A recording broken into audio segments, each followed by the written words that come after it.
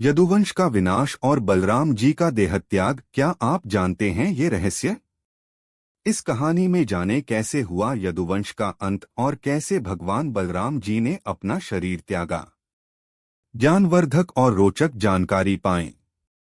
महाभारत की इस अनसुनी कथा में यदुवंश विनाश, कृष्ण लीला, बलराम जी देहत्याग, पांडवों का अंत और महाभारत युद्ध के बाद की घटनाओं का वर्णन है। बच्चों के लिए सरल कहानी। यदुवंश का विनाश और बलराम जी का देहत्याग। बहुत समय पहले की बात है। महाभारत का युद्ध समाप्त हो चुका था। श्री कृष्ण द्वारका में रहते थे और यदुवंशी सुख से जीवन बिता रहे थे। एक दिन यदुवंश के लोग प्रभास क्षेत्र नाम की जगह पर इकट्ठा हुए। वहां कुछ ऋषिमुनि तपस्या कर रहे थे। कुछ यदुवंशी लोगों ने गलती कर दी। उन्होंने नशा किया और मजाक मजाक में ऋषियों का अपमान कर दिया। ऋषि बहुत दुखी हुए और बोले, जब अहंकार बढ़ जाता है तो विनाश अपने आप आ जाता है। कुछ समय बाद वही बात सच हो गई। यदुवंशी आपस में लड़ने लगे।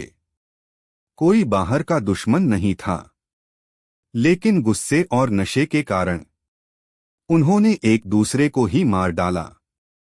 इस तरह शक्तिशाली यदुवंश समाप्त हो गया। यह सब श्री कृष्ण की ईश्वरीय लीला थी। बलराम जी का देहत्याग। यदुवंश के नष्ट होने के बाद बलराम जी शांत मन से ध्यान में बैठ गए। तभी एक अद्भुत दृश्य हुआ। उनके शरीर से शेषनाग रूपी दिव्य आत्मा बाहर आई और बलराम जी ने अपनी देह छोड़ दी।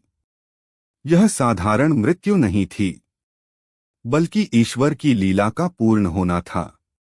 बच्चों के लिए शिक्षा। अहंकार और नशा हमेशा नुकसान करते हैं। हमें बड़ों और साधुओं का सम्मान करना चाहिए। ईश्वर का हर कार्य हमें कुछ सिखाने के लिए होता है। आपको यह कथा कैसी लगी? कमेंट्स में बताएं। जय